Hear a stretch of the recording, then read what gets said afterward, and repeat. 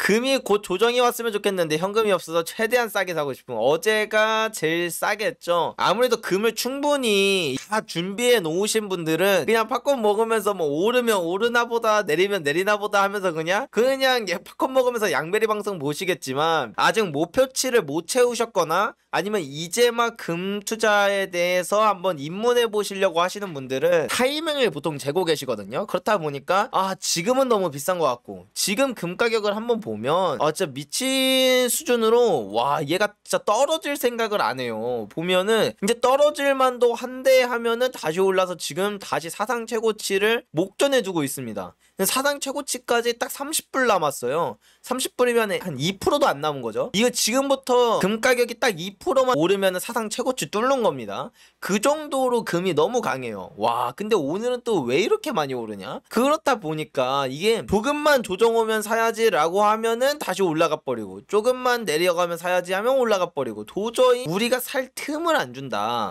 라는 그런 측면 때문에 조정을 기다리시는 분들이 되게 많으신 것 같아요. 그래서 오늘의 주제는 금 가격의 호조가 9월의 저주를 극복하기에 충분할까라는 이 기사를 기준으로 얘기해 드릴 건데, 9월의 저주가 뭐냐면 9월에 유독 금 가격이 자주 하락했다라는 그런 금 투자 업계에서는 되게 유명한 그런 통념이라고 해야 될까요? 그런 게 있어요. 이 업계에서는 좀 유명해요. 9월이 되면 금 가격이 하락할 것이다 라는. 근데 일반인 분들한테 유명한 얘기는 아니라 일반인 분들은 사실 잘 몰라요. 이 9월의 저주는 무엇이며 왜 유독 금 가격이 9월에 자꾸 하락을 했는지, 뭐 그런 이야기를 한번 드려보도록 하겠습니다. 여름 휴가에서 돌아온 금 투자자들은 기금속이 기록적인 상승세를 유지할 수 있을지, 아니면 9월의 저주에 굴복할지 주목하고 있을 것입니다. 금은 2017년부터 매년 9월마다 하락했습니다. 그 기간 동안 9월의 평균 하락률은 3.2%였는데 이는 쉽게 1년 전 최악의 날이었고 월 평균 상승률이 1%보다 훨씬 낮았습니다. 금은 9월의 저주라고 하는지 일단 이것부터 알 수가 있었죠. 1년 중 최악의 날이다 9월이. 이는 시장이 더 효율적으로 움직여야 한다고 믿는 경제학자들을 당혹스럽게 만드는 현상이며, 이는 금에만 국한되지 않았습니다. 9월은 미국 주식에 있어 일반적으로 최악의 날로 지난 10년간 S&P는 평균 1.5% 이상 하락했습니다. 9월이 되면 금에 대한 내재적 역풍이 있습니다. 9월은 또한 전통적으로 달러가 강한 달이기 때문에 다른 통화를 사용하는 트레이더들은 자신의 돈으로 금을 덜 살 수 있습니다. 라고 해서 이걸 보면 이제 2017년부터 2024년까지 통계적 데이터를 뽑아 봤을 때, 와, 9월만 이게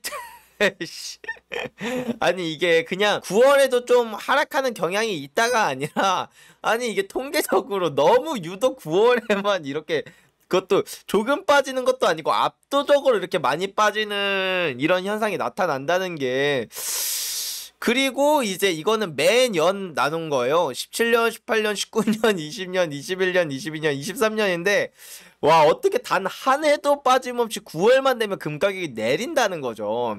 그래서 왜 이러냐 진짜. 그래서 9월에 저주라는 말이 나온 거거든요. 와, 그래서 이게 왜 그러냐에 대한 이야기를 드려보면 여기에 나와요. 9월의 저주에 대한 추측할 수 있는 부분 중에 하나가 9월은 전통적으로 달러가 강한 달이기 때문이다 라는 말인데, 일단 첫 번째로 금 가격은 미국 달러 지수와 좀 반대로 가는 그런 성향을 가지고 있습니다. 항상 그런 것만은 아닌데 10번 중에 9번은 반대로 움직이는 그런 성향을 갖고 있어요. 1시간짜리 봉으로 보면은 어때요? 이게 금 가격이고 이게 달러 지수거든요.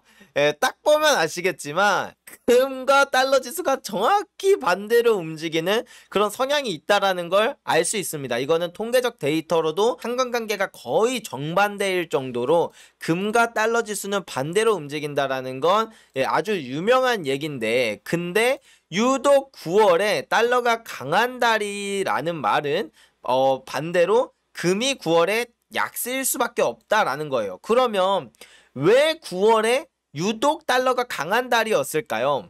그거는 제가 사실 메모장에 적어놨어요. 이게 이유가 조금 알고 나면은 여러분들도 그냥 딱 이 메모장을 보자마자 이러실 거예요. 자, 이겁니다. 이거예요. 그 이유는 바로 이것 때문입니다. 미국 대공황 1929년 9월부터 시작했고요. 하루 만에 미국 주식시장이 뭐 20%였나? 하루 만에 폭락했던 전설의 사건 블랙 먼데이라는 날이 있거든요. 1987년 10월입니다. IMF 외환위기 1997년 10월이고요. 닷컴 버블의 붕괴 2000년 9월, 글로벌 금융위기 2008년 9월. 그러니까 이 위기라는 게 대체로 9월, 10월에 몰아와요. 아니 근 100년 동안 위기를 다 합쳐도 사실 그렇게 많지 않은데 근데 그 위기들의 대부분이 9월 아니면 10월이다. 그러니까 9월부터 이거를 한 100년 동안 겪은 역사가 있으니까 이제 그런 거죠. 슬슬 9월쯤 되면 이제 경제위기 올 때 된 것 같은데 뭔가 경제위기가 올 것 같은 그런 불안감이 스물스물 나오는 겁니다. 그래서 일반적으로 9월이 되면 경제위기가 오면은 달러가 강해지거든요. 항상 경제위기 때는 모든 투자자들이 갖고 있는 자산이 이렇게 뭐 마진콜이라 그래서 강제 처분 당하는 대신 달러를 사야만 하기 때문에 그래서 필연적으로 달러가 강해져요. 그래서 이러한 현상을 캐시런이라고 하거든요. 모든 자산을 다 매각하고 현금으로 뛰어가는 그런 현상을 캐시런이라고 하는데 그래서 이제 항상 경제 위기 때만 오면은 달러가 강해지는 그런 현상이 나타났는데 이제 거의 모든 위기가 9월에서 10월에 일어나다 보니까 그때 달러가 유독 강해지는 이런 현상이 나타나는 게 이제 시즈널리티라고 합니다. 계절 효과가 있거든요. 9월에 이제 좀 달러가 강해지는 그런 계절 효과를 갖고 있어서 그의 반작용으로 금 가격이 이렇게 자꾸 하락했었던 금 가격이 유독 9월에 하락하는 그런 저주가 있었던 것도 이러한 부분 때문이다 라고 볼 수 있는 거예요. 그래서 이제 지금 금 가격 차트를 보면 그래도 아직 올해 9월의 스타트는 좋아요. 아직 5일 정도밖에 지나진 않았지만 아직 뭐 얘기할 수는 없지만 지금은 그래도 스타트가 좋은데 그래서 이번 연도 올해 2024년에는 과거와는 다르게 금이 좀 힘을 낼 수 있지 않을까? 아니면은 혹은 이번에도 금은 이 9월의 저주를 피해가지 못하지 않을까? 라는 이 두 가지 부분에 대해서 좀 이렇게 의견이 분분한 게 있는데 물론 과거와 비교하면 지금의 금은 뭐 다양한 좋은 호재들이 많기는 해요. 일단 기본적으로 과거에는 위기라고 하면은 디플레이션 그러니까 물가 상승률이 낮아지는 그러한 방식으로 위기가 초래가 됐는데 지금 경기 침체에 대한 어떤 그런 전조 증상들을 보면 경기는 침체되는데 물가는 상승하는 약간 스태그플레이션형 1970년대와 같은 그런 스태그플레이션형 위기의 가능성도 꽤 많이 높아지다 보니까 그런 측면에서 과거와는 좀 다르지 않냐. 오히려 9월에 위기의 전조가 나타난다면 그것은 곧 금가격을 이전처럼 누르는 효과가 아니라 더 띄우는 효과를 내지 않겠느냐라는 의견도 있고 또 비슷한 의견으로 예전과는 다르게 지금은 중앙은행들의 매입세가 금 매수세가 미친듯이 늘어나고 있다는 거예요. 중앙은행들의 금 매수 7월에 2배로 늘었다라는 뉴스예요. 얼마 전이었죠? 한 달 전이었나요? 2달 전이었나요? 제가 말씀드렸던 것 같은데 중국이 더 이상 금 보유량을 늘리지 않겠다. 뭐 일단 잠정적으로 금 매입을 중단하겠다라고 발표를 하고 나서 그거의 여파인지는 몰라도 실제로 금 가격이 그때 좀 많이 주춤했었거든요. 조금 조정이 왔었어요. 왜냐면 전 세계에서 가장 많은 금을 쓸어 담고 있는 게 중국인데 그 큰 손이 이 시장에서 빠진다라는 건 이제 금에 대한 수요, 그러니까 뒷받침되는 수요가 사라지기 때문에 금에 대한 매력도가 떨어지고 그걸로 인해서 금 가격이 하락하지 않을까, 이제 금의 상승은 끝난 게 아닌가라는 그런 우려들도 많이 나타났었던 것 같아요. 그러나 정말 그런 우려를 비웃듯이 오히려 금에 대한 매수세가 정말 미친 듯이 늘어나고 있다라는 겁니다. 전 세계 중앙은행은 7월에 순 37톤의 금을 보유량에 추가했습니다. 이는 전월 대비 206% 증가한 수치며 1월 이후 중앙은행의 금 매입 수준 중 가장 높은 수준입니다. 라는 이런 뉴스가 나오고 있고요. 그리고 이제 비슷한 뉴스로 중앙은행 금 매수 2024년 상반기까지 기록을 경신했다라는 이런 뉴스들도 나오면서 분명히 2022년부터 시작된 이 금에 미친 듯한 매수 1950년 이래로 역사상 최대치를 찍는 금 매입량이 2022년 3년 이어졌는데 이제 2024년부터는 이제 다시 예전으로 돌아가서 이제 고만고만한 수준의 이제 뭐 금 매입량이나 아니면 오히려 반대로 다시 중앙은행들이 금이 파는 건 아닐까라는 그런 우려가 잠깐 나왔었지만 상반기 금 매입량 발표를 보니까 미친 듯한 수준이 아직도 이어지고 있더라. 중국이 빠졌는데도 오히려 더 무서운 그런 금 매입이 이어지고 있더라. 이거는 이전과는 아예 다른,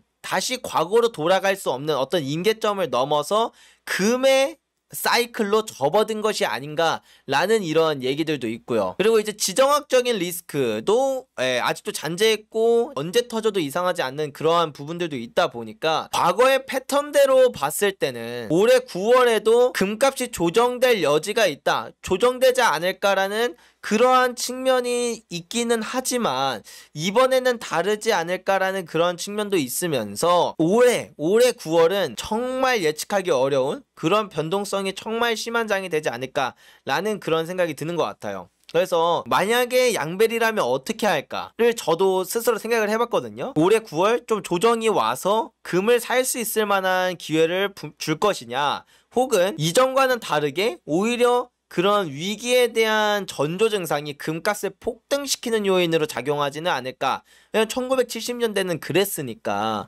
그래서 그러진 않을까라는 이 두 가지의 생각에서 저도 머리가 되게 아프더라고요. 이게 판단을 내릴 수 없을 만큼 그 두 가지 경우의 수 다 정말 복잡하더라. 얽히고 설키고 어떻게 하나로 딱 속 시원하게 결론 내리기가 어렵더라. 그래서 만약에 저라면 지금 이렇게 변동성도 클 확률이 높은데 그게 상방일지 하방일지 진짜 쉽사리 예측할 수 없다라면 왠지 떨어질 것 같아서 안 샀어. 근데 폭등해버려서 다시는 그 가격에 못 사는 것도 리스크거든요. 사실은 내가 잡을 수 있었던 기회를 놓치는 것도 리스크라고 하워드 막스는 이야기를 해요. 투자의 대가인. 그런 것처럼 너무 섣부르게 판단해서 들어갔다가 가격이 하락함으로 인해서 손실을 보는 것도 리스크라면, 그러면 저는 9월은 시기를 나누는 게 좋지 않을까. 원래 내가 9월에 좀 좋은 가격 오면은 좀 한 번에 살려고 했던 그 금액을 4등분을 내서 일주일에 한 번씩 뭐 매주 목요일마다 산다던가 뭐 매주 뭐 월요일마다 산다던가 해서 시기를 나눠서 4번에 나눠서 산다면 뭐 그게 상방으로 터졌든 하방으로 터졌든 중간 가격에서 매입을 하게 되니까 손실을 보더라도 손실이 더 줄어들고 가격이 오르더라도 그래도 내가 좀 더 낮은 가격에 산 그런 이제 평단가가 만들어지다 보니까 어느 정도 수익을 갖고 시작할 수 있고, 이러한 두 가지 측면을 다 어느 정도 해칭할 수 있기 때문에 좀 적립식, 적어도 9월만큼은 적립식으로 투자를 하는 게 좋지 않을까라는 생각을 하게 되는 것 같아요. 그래서 뭐 제 말이 다 맞다는 아니고 오히려 타이밍을 되게 잘 재실 수 있는 분들, 그런 분들은 이렇게 변동성이 심하기 때문에 사람들이 공포에 질려서 헐값에 내놓을 때 싹 쓸어 담을 수도 있고 그러한 기회를 제공할 수도 있기 때문에 이렇게 변동성이 높은 걸 활용할 줄 아시는 분들은 그렇게 하시면 되고, 나는 그런 것까지 예측하기는 좀 어렵다라고 생각하신다면 제가 말씀드렸던 것처럼 기간을 나눠서 뭐 매주 목요일마다 이렇게 산다던가 하는 방식으로 기간을 나눠서 적립식으로 사는 걸 좀 더 추천드리게 될 것 같습니다. 베리님 방송 빨리 알았으면 금 한 돈짜리 주물금으로 모았을 텐데 괜히 한돈 골드바로 샀네요. 그래도 예쁜 걸로 사셨으면 마음에 그런 위안이 되지 않을까 싶고요. 여기서 꿀팁이라고 한다면, 만약에 내가 진짜 자본이 크지 않은데 그렇다고 막 10돈치를 한 번에 살 만큼 뭐 투자금이 크지 않다, 뭐 학생이거나 아니면 이제 직장인인데도 저축할 수 있는 돈이 많지 않다거나, 아니면 이제 포트폴리오를 나눠서 투자하다 보니까 금에 투입되는 비중이 비교적 적어서 그렇다라고 한다면, 한돈 골드바를 매달 사는 것보다는 한돈 주물금을 계속 한 달에 한 번씩 사세요. 그러다가 그렇게 10달 동안 사서 한돈짜리가 10개가 쌓이면 이거를 공인비금만 내고 골드바로 바꾸시면 되잖아요. 그쵸? 그러면 공인비 10번 낼 거, 한돈짜리 골드바로 사서 공인비 10번 낼 거 한 번만 내고 골드바로 바꾸니까 훨씬 낫다.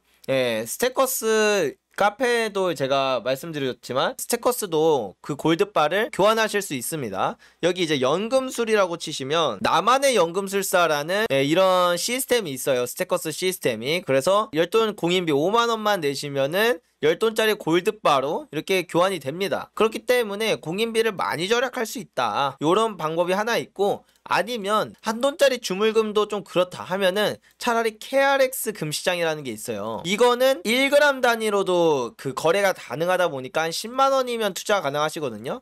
10만원 정도만 있으셔도 투자가 가능하세요. 그래가지고 이 KRX 금시장으로 투자를 하십시오. 그러다가 이거는 수수료도 정말 적고 세금도 없어요. KRX 금시장 정말 좋습니다. 주식처럼 투자하는 거라, 그냥 주식 어플로 주식처럼 투자하는 거라 간편하기도 하고요.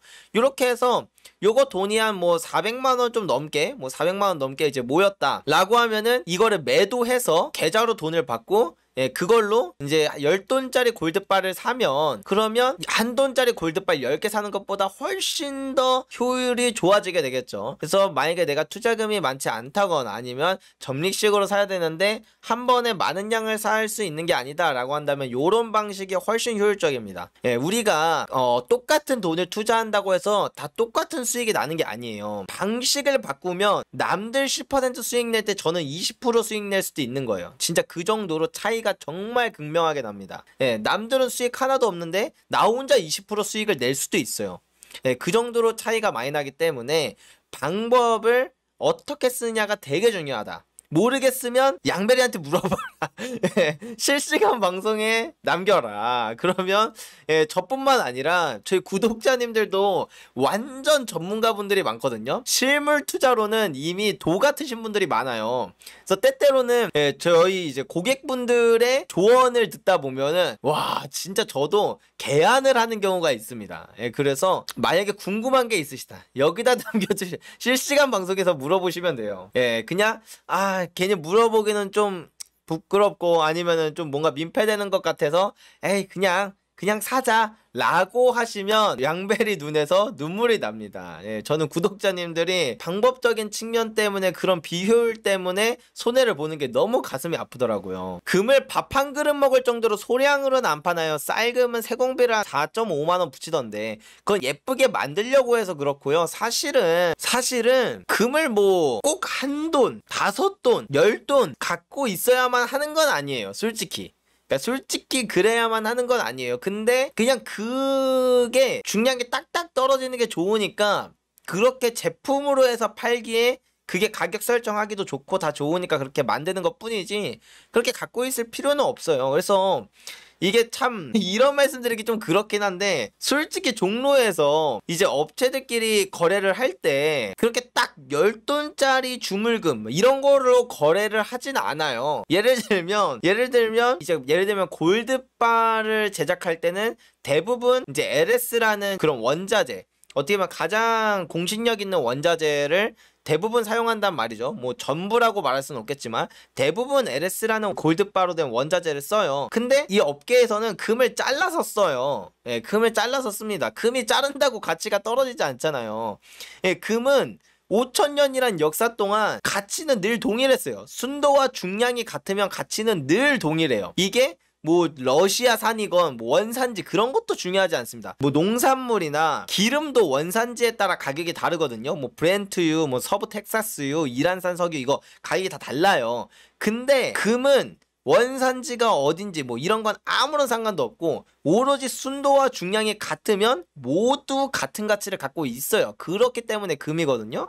그래서 내가 만약에 주물금을 갖고 있는데 10돈짜리 샀는데 그거를 막 5등분을 냈어요. 내가 심심해서 벤치로 잘라가지고. 그런 상태로 종로 어디를 가도 가격을 깎아박는 데가 없어요. 왜냐면 금이라는 건 같은 중량 같은 순도면 모두 같은 가치를 갖고 있으니까 실제로 그래요. 실제로 저희 매장에 오시는 분들 중에, 그러니까 워낙 이제 저희 구독자님들이 이거에 개안이 되신 분들이 많아가지고 이 주물금을 가져오시는데 일부러 주물금이 아니라 골드바 같은 걸 사시는 분들도 최대한 높은 중량을 사세요. 뭐 예를 들면은 뭐 500g 짜리를 사셨다고 칠게요. 골드바가 이렇게 있으면 여기서 이 부분을 이렇게 잘라요. 이렇게 잘라서 이렇게 갖고 있어요 이제. 그리고 이거 50g, 이게 500g 짜리인데 50g치를 팔아요. 예. 그러고 나서 나중에 이게 이제 450g이잖아요. 이 중에서 또 이만큼을 잘라서 팔아요. 예, 이제 뭐 돈 쓸 일 있으면. 예, 그래서 30g을 또 팔아요. 근데 이렇게 해서 이렇게 뭐 조각 내서 뭐 팔아서 20개를 파는 것과 500g을 조각 내서 20개를 파는 것과 500g짜리 하나를 통째로 파는 게 어차피 가격은 똑같단 말이에요. 왜냐면 금이라는 건 순도와 중량이 같으면 모두 같은 가치를 갖고 있기 때문에 종로 어디에서도, 물론 이제 전부라고 얘기는 못 하겠습니다. 뭐 당연히 어떤 정말 특이한 업체가 있을 수도 있겠죠. 근데 저는 그런 업체는 한 번도 못 봤고, 예, 제가 본 것 중에 한 번도 없고, 어떤 업체든, 예, 어떤 곳이든 순도와 중량이 같다면 가격이 같습니다. 그래서 만약에 진짜 어느 정도 지경까지 갈 수 있냐면, 진짜 여러분들도 하실 수 있어요. 그 자기 마음속에 있는 그 불편함만 이겨내면 돼. 이게 보기에 내 골드바가 이 모양이 돼도 이게 파인 골드라고 원래 적혀 있어야 되는데 파인인데 이제 요만큼이 이제 사라져가지고 이제 요만큼이 지워져서 이제 뭐 이런 형태의 골드바를 가지고 있어도, 예, 그냥 보기에나 그렇지 같은 가치일 거야, 양베리 말이 맞을 거야 라고 생각하고 그 굳게 믿는 이제 딱 그 불편함만 이겨내신다면, 사실은 금을 내가 나중에 팔 때 조그만한 단위로 팔고 싶어서 막 한 돈짜리 뭐 골드바로 산다던가 막 한 돌짜리 콩알금으로 산다던가 이렇게 해서 괜히 공인비에 대한 높은 비용을 지불하는 우를 범하지 않을 수 있다. 근데 이게 아무리 생각해도 실제로 이게 듣고 보면 이해가 되잖아요. 근데 행동으로 하려고 하면은 그 마음의 불편함이 반드시 생길 거예요. 아, 이거 이렇게 막 자르면 지금은 양베리가 이마만큼의 금을 제값에 매입을 해줬겠지만 이 통째는, 예, 믿을 수 있는 거니까. 근데 나중에 내가 뭐 양베리네 스테커스에서 못 팔고 다른 금은방을 갔을 때 이렇게 생긴 골드바라고 막 못 믿겠다면서 가격을 후려치는 일이 벌어지지 않을까라는 그 두려움 있잖아요. 반드시 있게 될 거거든요. 근데 그것만 이겨내면 돼요.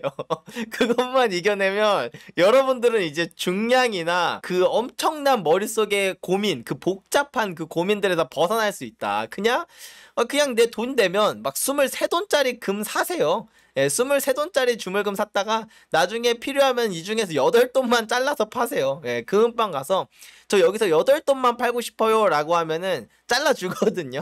예, 잘라주거든요. 그렇게 하면 된다. 진짜다. 이거 진짜다. 이거 진짜 어디 가서 물어보세요.